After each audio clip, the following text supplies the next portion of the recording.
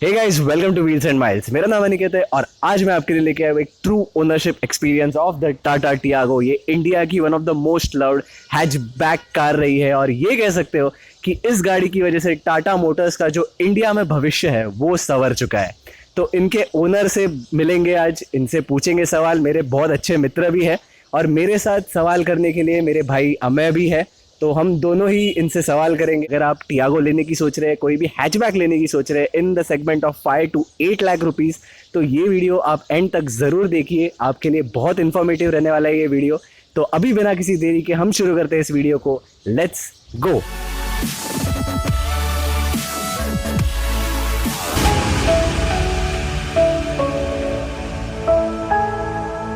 तो हमारे साथ है टियागो के ओनर और मेरे बहुत अच्छे दोस्त प्रतीक भाई। इनका इंट्रोडक्शन लेते हैं पहले। हाय गाइस, मेरा नाम है प्रतीक सुरेंद्र पाटिल। मैं 20 साल का हूँ। I am a mechanical engineer. Tiago को ओन करके मुझे 3 साल हो गया है और आज अनिकेत भाई के साथ मैं इस गाड़ी की रिव्यू दूंगा।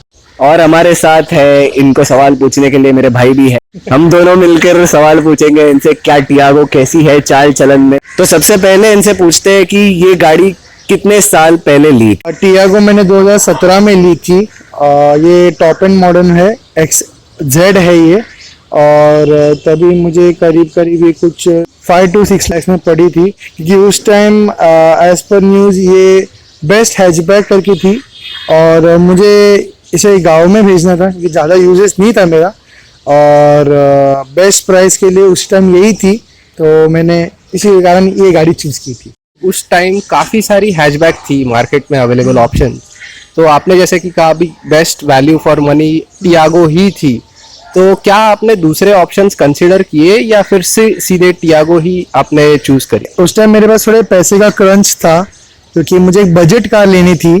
तो मैंने बहुत लोगों को पूछा तो बहुत लोग थोड़ा हाई वेरिएंट, मतलब मुझे फोक्सवैगन पोलो बता रहे थे, पर मेरा रिक्वायरमेंट उतना हाई नहीं था। तो फॉर वैल्यू कार के लिए मैंने फिर टियागो को रिव्यूज़ पढ़ा, उसके रिव्यू अच्छे थे। और ऑफ कोर्स टाटा का ब्रांड है, इंडियन ब्रांड है, तो दूसरे देशों को देने से अच्छा इंडियन मार्केट को तो बहुत अच्छा होगा। तो इनसे जानते हैं कि क्या ये गाड़ी टियागो इनकी पहली गाड़ी है या इसके पहले भी इन्होंने कोई गाड़ी चलाई है या ओन की है। मैं अभी 20 हुआ हूँ और एज पर मैंने चलाने ली तो सबसे पहली कार है मेरी। हाँ, फैमिली में ऐसे डैड चलाते थे गाड़ी, तो सबसे पहली तो हमारी ओपेल कोर्सा थी, तभी जो रॉयल वर्जन आती थी, क्योंकि GLS बहुत कम थी उस टाइम, तो रॉयल एक अलग रेयर गाड़ी थी उसमें से। सेकेंड हम लोग ने फर्स्ट जनरेशन जाइलो लिया था, बट वो E8 था, E2 था, मतलब बेस मॉडल था। फिर हम लोग ने A स्टार लिया था मारुति का ऑटोमेटिक। फिर हम लोग की उसके बाद की गाड़ी थी जाइलो सेकंड जनरेशन, जो टॉप एंड थी, एमॉक इंजन था उसके अंदर। महिंद्रा के बहुत कट्टर समर्थक है भाई हमारे। ऑफ कोर्स इंडिया को मेक इन इंडिया बहुत हमें पसंद है और महिंद्रा के कार अलग ही लेवल के हैं। और फिर उसके बाद A स्टार बेच दी हम लोग ने और फिर S क्रॉस ली, क्योंकि हमें तभी एक छोटा बोलते ना कॉम्पैक्ट कार चाहिए थी और A स्टार में तो बहुत प्रॉब्लम थी वेट में, बहुत ही ज्यादा कॉम्पैक्ट थी मेरे साइज को देख के। और फिर गांव में देनी थी गाड़ी, तो हम लोग ने ये सोचा, पर भी गांव में भी नहीं, हम मेरे पास रहती है। वो S क्रॉस जो इन लोगों के पास है, इनके पास है, वो डीजल इंजन के साथ वाली है। और अभी जो मारुति का डीजल इंजन डिसकंटिन्यू हो चुका है BS6 के साथ। फिलहाल इस इंजन के बारे में कोई न्यूज़ अपडेट नहीं है कि वापस आएगा नहीं आएगा, लेकिन होपफुली वो इंजन वापस आ जाए क्योंकि बहुत अच्छी चलती है S क्रॉस। उसका भी रिव्यू जरूर लेकर आएंगे भाई को फिर एक बार उसका रिव्यू करवाने के लिए। प्रतीक, मेरा ये सवाल है कि इस गाड़ी के अंदर क्या आपने फुल लोड में चलाई, यानी कि 5 लोग फुल बैठकर पूरा डिक्की के अंदर फुल लोड भरकर, किस तरह से इसका चाल चलन है कि क्या ये उतना लोड ले पाती है या फिर थोड़ा इंजन थोड़ा स्लगिश लगता है? मैंने इतना कभी वजन नहीं डाला है गाड़ी पे। हाँ, ये है कि मैंने 4-5 लोग लेके, फिर इनका थोड़ा सामान था गाड़ी में और तभी भी गाड़ी मतलब स्लोप भी पे मुझे कभी तकलीफ नहीं दी गाड़ी ने पिकअप में, क्योंकि पेट्रोल गाड़ी है ऑफ कोर्स। और मैंने एक बार इसमें वजन, मतलब मेरे जो कंपनी का सामान था मैंने डाल के लेके गया था, तो मुझे कभी ऐसा बैकलैश नहीं इसके अंदर एक्सपीरियंस हुआ कि गाड़ी में वजन की वजह से कभी गाड़ी पिकअप नहीं ले रही है या किधर स्लो डाउन हो रही है, ये कभी मुझे प्रॉब्लम नहीं आया। बट हाँ, गाड़ी पिकअप बहुत अच्छा ले रही है, क्योंकि कभी कभी मैं इतना घूम हो जाता हूँ कि मुझे पता नहीं चलता कि मैं कौन से गियर में हूँ। गाड़ी 2 to 3 4,000 RPM तक जाती है, फिर भी गाड़ी बोलती है कि खेत चलेगा, मेरे को कोई प्रॉब्लम नहीं है। डीजल में कैसा है, कुछ RPM के बाद गाड़ी वाइब्रेट होना शुरू कर दी, बोलती गियर चेंज कर, इसमें जरूरत नहीं है, बोलती खेत चलेगा मेरे को। तो लोग बोलते हैं कि टियागो बिल्कुल ही अंडर पावर कार है, तो बिल्कुल ऐसा नहीं है भाई, खुद चलाते हैं अपनी ये गाड़ी और खींचते हैं बहुत अच्छी तरह से।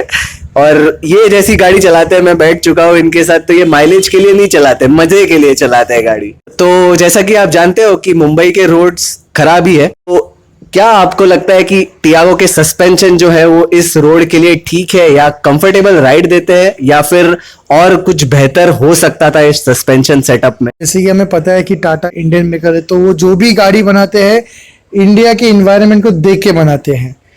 और थोड़ा स्टीफर साइड है, मतलब आप जब भी गलती से थोड़ा हाई स्पीड में रहेंगे और स्पीड ब्रेकर आया तो हाँ, आप जगह से उठ जाएंगे। पर इसके अंदर जो उन लोग ने इंटीरियर डिजाइनिंग उस हिसाब से किया है, कभी भी आपको पीठ दर्द या फिर कुछ इतना तकलीफ नहीं होता है सीट में। स्टिफ है but it's okay for Indian routes. और एक और सवाल मेरे मन में आ रहा है कि क्या आपको जैसे कि इनको 2017 में ये गाड़ी ओन की थी, तो 3 साल में क्या कोई खटखट खुटखुट इंटीरियर नॉइज आती है? मैकेनिकल देखने जाऊंगा तो उसमें कोई प्रॉब्लम नहीं है गाड़ी में। सिर्फ एक प्रॉब्लम क्या हो रहा है कि मेरा इंजन ब्रेकडाउन का जो लाइट है, इंडिकेटर, वो अभी भी शुरू है। पता नहीं क्यों, क्या फॉल्ट है, मैंने बीच में सर्विस भी कराई थी, पर फिर से वो लाइट शुरू हो गई है। बट मैकेनिकली आप गियर बोले, इंजन बोले, डिफरेंशियल बोले, उसका मुझे कोई प्रॉब्लम नहीं आ रहा। अगर कोई डैशबोर्ड या ऐसे प्लास्टिक्स से कोई आवाज आती है आपके गाड़ी से, जैसे आप कोई बम्पी रोड पर चलाते हो या फिर तो हाई स्पीड पर रेव करते हो गाड़ी, तो कोई प्लास्टिक से आवाज या वाइब्रेशन कुछ फील होती है? नहीं, मैंने कभी सुना नहीं है, क्योंकि प्लास्टिक मतलब इन लोग ने जो इंटीरियर में काम या फिर उन लोग ने जो वक्त दिया है वो बहुत निखर के आया है गाड़ी के अंदर। और कभी ऐसा सुना ही नहीं दिया कि ड्रॉर से आवाज। और हाँ, अगर सामान डाला रहेगा तो सामान से आवाज आता है, वो तो सामान का आवाज है। पर कार का कुछ भी स्क्रू ढीला है या कुछ भी प्रॉब्लम नहीं है। ये जो वर्जन है इनका, इसके अंदर 2 मोड आया करते थे, इको और सिटी मोड। तो प्रतीक, क्या आपने ये दोनों मोड यूज किए हैं और आपको कुछ मतलब इसका परफॉर्मेंस किस तरह से लगा, इको का, सिटी का, क्या आप वो बता सकते हैं? जैसा कि मैंने बताया था कि गाड़ी तो मैं माइलेज कभी चलाता ही नहीं हूँ। गाड़ी मिली, गियर डाला, चलाएगी, भगा दी गाड़ी। कट विड ओवरटेकिंग तो मामूली सी बात है। हाँ, मैंने इको और सिटी की थी। जब मैंने इसके अंदर कार में सामान डाला था मेरी कंपनी का, तभी मैंने सोचा था कि यार पेट्रोल भी कम है इसमें। जब मैंने वजन डाला था तभी मैंने इसको सिटी के अंदर, जो मेट्रो लाइन है अपना, मेट्रो नंबर 1, उसमें बहुत ट्रैफिक रहती है, मरोल या फिर आगे जाएंगे तो तभी मैंने इको में डाली थी गाड़ी। और तभी गाड़ी जब मैं हाई रेव करता था तो गाड़ी अड़ती थी, क्योंकि उस टाइम गाड़ी फुल माइलेज मोड में थी। जैसे ही मैं हाईवे टच किया मैंने सिटी में, और इसमें कैसा है, आपको रुक के चेंज करने की जरूरत नहीं है, आप ऑन द वे रन के अंदर ही चेंज कर दो, चलेगा, कोई प्रॉब्लम नहीं है। मैंने सिटी इको से सिटी में डाला तो गाड़ी का परफॉर्मेंस एकदम से बम्प अप हो गया। मतलब जो टियागो मेरे को इधर डिफरेंस मिल रहा था सिटी के अंदर, वो हाईवे पे तो अलग ही हो गई थी। पिकअप ले रही थी, हाई RPM पे भी लेके जा रहा हूँ, गियर आराम से स्मूथली चेंज हो रहा था, और कट कुट में भी एकदम आराम से ओवरटेक कर रही थी गाड़ी।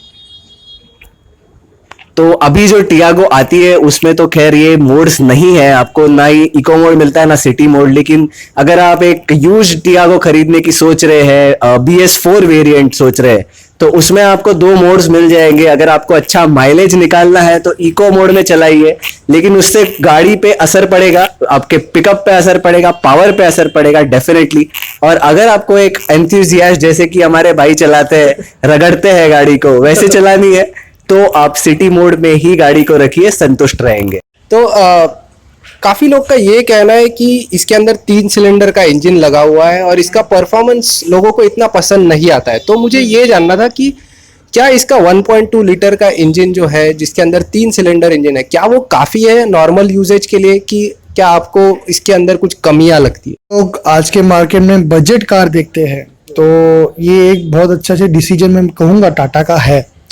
हाँ, ये प्रॉब्लम होता है कि 3 सिलेंडर होने की वजह से जब भी आप फर्स्ट गियर में कोई भी गाड़ी आप क्लच छोड़ के आप पिकअप लेने की बात करते हो तो गाड़ी वाइब्रेट होती है, क्योंकि सीसी कम होने की वजह से और क्लच प्लेट का डायमीटर ज्यादा होने की वजह से गाड़ी का क्लच है वो इंजन को कभी कभी अड़ाता है। तो ये जो काफी टेक्निकल ज्ञान दिया है इन्होंने आपने को, तो मैं एक सिंपल साधारण भाषा में बताता हूँ कि इसका जो पिकअप है वो बिल्कुल अच्छा है, इसमें कोई प्रॉब्लम नहीं है। इसके गियर बॉक्स में या किसके क्लच पैड में कोई वाइब्रेशन आपको कभी फील होती है? जैसे कि अगर 1000 से 1500 आरपीएम में गाड़ी चलाते हो तो कोई वाइब्रेशंस वगैरह फील होती है? नॉर्मली अगर हम लोग गलती से आरपीएम लो हो गया तो कभी कभी गाड़ी आवाज करती है, गलती से नॉर्मल होता है इनका आरपीएम लो। गलती से होता है क्योंकि मैं तो भगाते रहता हूँ गाड़ी। तो अगर आप हाई स्पीड से लो स्पीड पे आते हो तो गाड़ी थोड़ा आपको प्रॉब्लम देती है कि आरपीएम लो हो रहा है, तो वो कंट्रोल करना एज पर देखिए मैं तो बोलूंगा कि ड्राइविंग ये हर एक अलग अलग इंसान का पर्सपेक्टिव है। आप जैसे आप गाड़ी चलाते हो उसके ऊपर ही आपकी गाड़ी का मेंटेनेंस या फिर आपकी गाड़ी का लाइफ हम लोग डिसाइड कर सकते हैं। तो आप अगर लो आरपीएम से फट फुट डालेंगे गियर तो ऑफकोर्स गियर में आपको वाइब्रेशन आएगा, पर आप एकदम स्लोली टक न्यूट्रल में आए, फिर थर्ड में गए, अभी न्यूट्रल में आए, फर्स्ट में गए, तो उससे क्या होगा गाड़ी का वाइब्रेशन कम होता है। हाँ, ये है कि आरपीएम में कौन सी भी गाड़ी आप लोगे तो वो कम में आवाज करती है। और क्लच का बोलूंगा तो मुझे तो अब तक इतना नहीं लगा है क्योंकि मैं रेसिंग वाला हूँ, तो मुझे वही प्रॉब्लम नहीं है। तो जैसे कि आप सब जानते हो कि टियागो को है ग्लोबल एनकैप की तरफ से 4 स्टार सेफ्टी रेटिंग मिली है और ये स्मॉल सेगमेंट हैचबैक में सबसे ज्यादा सेफ गाड़ी है आज की तारीख में। तो आपने कभी इस गाड़ी की सेफ्टी रेटिंग जैसे कि 4 स्टार मिली है तो टेस्ट की है? वैसे तो कभी गाड़ी ठोकी तो नहीं मैंने अभी तक और टेस्ट भी नहीं की है, बट एक बहुत गर्व की बात यह है कि एक इंडियन मार्केट मतलब इंडियन मैन्युफैक्चर के लिए 4 स्टार बहुत ही बड़ी बात है, वो भी ग्लोबल एनकैप, मतलब ऐसा भी नहीं एरू नत्सुगेरू ने किया है, ग्लोबली किया है। और यही उम्मीद है अभी टाटा से कि वो आगे भी जाके और अच्छी गाड़ियां मार्केट में लाए। जैसे कि आप जानते हैं कि इसके अंदर हरमन का म्यूजिक सिस्टम आता है, तो कैसा लगा आपको कि इसका म्यूजिक सिस्टम, इसकी साउंड क्वालिटी? पहली बात तो ये बहुत इम्प्रेसिव है कि इतने कम बजट में और इतनी स्मॉल कार में उन्होंने फीचर्स बहुत दिए हैं। ये तो है। सबसे बढ़िया बात ये है कि इसके अंदर हरमन स्पीकर्स है जो अच्छी क्वालिटी देता है। साउंड में भी कभी मेरे को डिस्टॉर्शन कभी नहीं आया है। मैं हर रोज वैसे अप डाउन करता हूँ और वहाँ पे सिग्नल का बहुत प्रॉब्लम है, पर इसमें मुझे साउंड का कभी कोई इशू नहीं आया है फिलहाल अभी तक के लिए। कि जो अप डाउन है वो करीब करीब 40 से 50 कह सकते हैं डेली की है, 40 से 50 किलोमीटर की। तो वैसे तो माइलेज का पूछना नहीं चाहिए क्योंकि जिस तरह से ये गाड़ी चलाते हैं, फिर भी एक बार पूछ लेते हैं, इतना सब करने के बाद, इतनी वाट लगाने के बाद भी इनको कितना माइलेज एमआईडी पे शो कर रहा है? अगर मेरे डैड रहेंगे तो वो आराम से 18 से 20 किलोमीटर का निकालते हैं वेस्टर्न एक्सप्रेस हाईवे पे, और खुले रोड पे मैं बात कर रहा हूँ। अगर मेरे ऐसा बंदा है वो 11 से 13 तक निकाल सकता है, ये इसका माइलेज है। और अगर एकदम ट्रैफिक वाली सिचुएशन होगी तो कितना मिलता है इसमें? अगर एकदम ट्रैफिक वाले होंगे तो देखिए सिटी में तो बोलते कम ही होता है, 9 से 10 रहता है, पर मैं मोस्ट ऑफ ऑल 11 ही पकड़ता हूँ क्योंकि मैंने बहुत चलाई है, तो मेरे हिसाब से 11। तो इस कार को जो है 3 साल से थोड़ा ऊपर हुआ है, तो क्या आपने सोचा है कि इसको बेचना या फिर इसकी रीसेल वैल्यू निकाली है क्या आप? मैंने कार वाले .com पे निकाली थी, तभी मुझे कुछ 4.5 4.5 से लेके 4.5 तक आई है। ये अब तक की मेरे हिसाब से तो बहुत अच्छा है क्योंकि टाटा का नाम वैसे ही बहुत बदनाम है रीसेल वैल्यू में, बट जब से टियागो आई है टाटा का भी नया फेस मिला है, एक नया लुक मिला है। एक है कि इसका रीसेल वैल्यू पे भी बहुत अच्छा आ रहा है क्योंकि गाड़ी बहुत कम चली है मेरी, और ऑफ कोर्स अभी जैसे अमय सर ने बोला कि आपके ड्राइविंग के ऊपर ही आपकी कार की हेल्थ या फिर लाइफ डिसाइड होती है। 5 लाख गाड़ी की कीमत लगना बहुत अच्छी बात है, एक टाटा गाड़ी के लिए तो बहुत ही गर्व की बात है मैं कह सकता हूँ। तो एक आखिरी क्वेश्चन सर्विस से रिलेटेड है, तो आप सारी सर्विस ऑथोराइज सेंटर से ही करवाते होंगे, तो कोई सर्विस में प्रॉब्लम, जैसे कि बहुत लोग लाइक इंडिया में टाटा का एक और चीज की वजह से नाम बदनाम है, वो है सर्विस। तो कहते हैं लोग कि सर्विस सेंटर बहुत बुरे हैं या फिर वहाँ के लोगों का जो बिहेवियर है वो अच्छा नहीं है, तो आपके साथ कभी ऐसा कुछ एक्सपीरियंस रहा है? फ्रेंकली बताने चाहूँगा तो जो भी सर्विसिंग हुआ है अभी उनका एटीट्यूड और जो भी है पूरा अलग हो चुका है, क्योंकि नई टीम बैठी है अभी टाटा के लिए।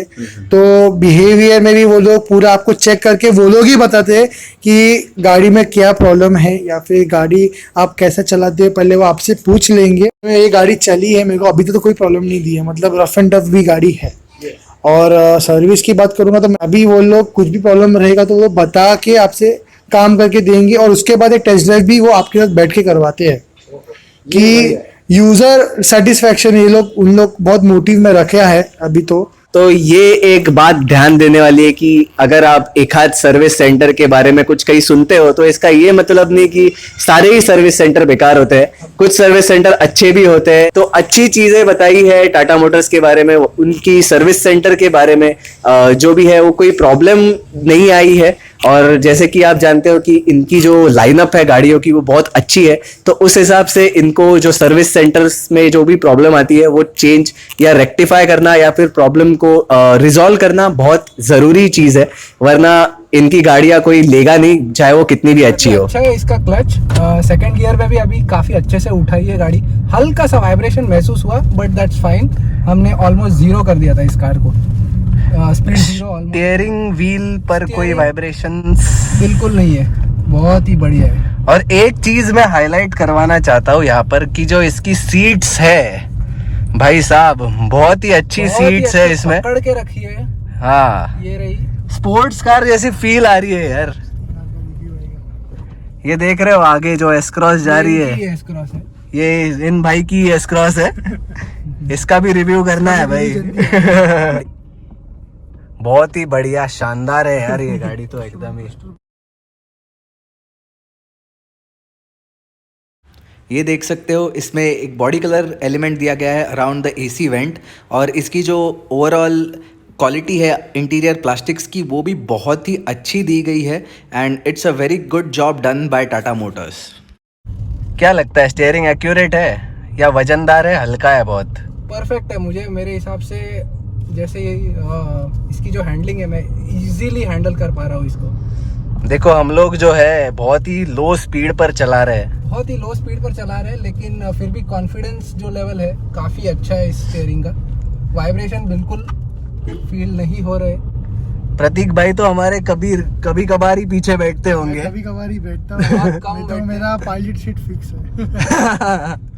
कैसा लग रहा है आपको, आज पीछे फेंक दिया है हमने आपको? एक्चुअली मैंने कभी पीछे बैठ के नहीं देखा हूँ, बट अभी मैं ऐसा फुल बैठा हूँ, स्ट्रेच करके बैठा हूँ ना। का एक ये है कि अगर मैं बैठूंगा 6 फीट टॉल हूँ तो मेरा पैर कभी कभी सीट पे लगता है। फिर भी मैं देख पा रहा हूँ कि ठीक ठाक लेग रूम मिल रहा है यार। ये आगे 5'10" वाला बंदा बैठा है, पीछे 6 फीट है, तो ऐसा तो अगर आपकी फैमिली 6 फीट के अराउंड होगी तो थोड़ा टाइट होगा। ये देख सकते हो कुछ स्टोरेज स्पेस है, काफी लंबी है।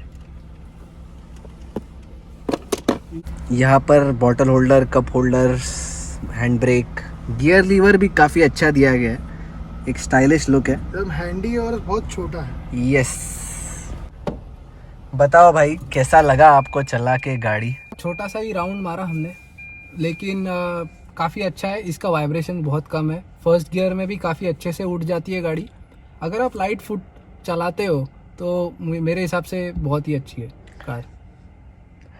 भाई साहब को तो अच्छी लगी ही है। इससे तो लिया भाई जो चीज पसंद है। तो ये था हमारा आज का रिव्यू वीडियो टाटा टियागो का, और आई होप आपको ये वीडियो अच्छा लगा हो। अगर अच्छा लगा होगा तो इसे लाइक जरूर कर देना, चैनल पर पहली बार आए हो तो इसे सब्सक्राइब भी जरूर कर दीजिए। और अगर आपको BS6 टाटा टियागो के बारे में डिटेल्ड वॉक अराउंड रिव्यू चाहिए, ऊपर आई बटन में मैं आपके लिए छोड़ देता हूँ, वहां पे क्लिक करके आप वो रिव्यू भी जरूर देखिए। आपको नए टियागो में क्या क्या डिफरेंसेस है वो भी पता चल जाएंगे। फिर मिलेंगे किसी और नई वीडियो में, किसी और ऐसे यूजर रिव्यू के साथ या फिर नई कार की रिव्यू के साथ।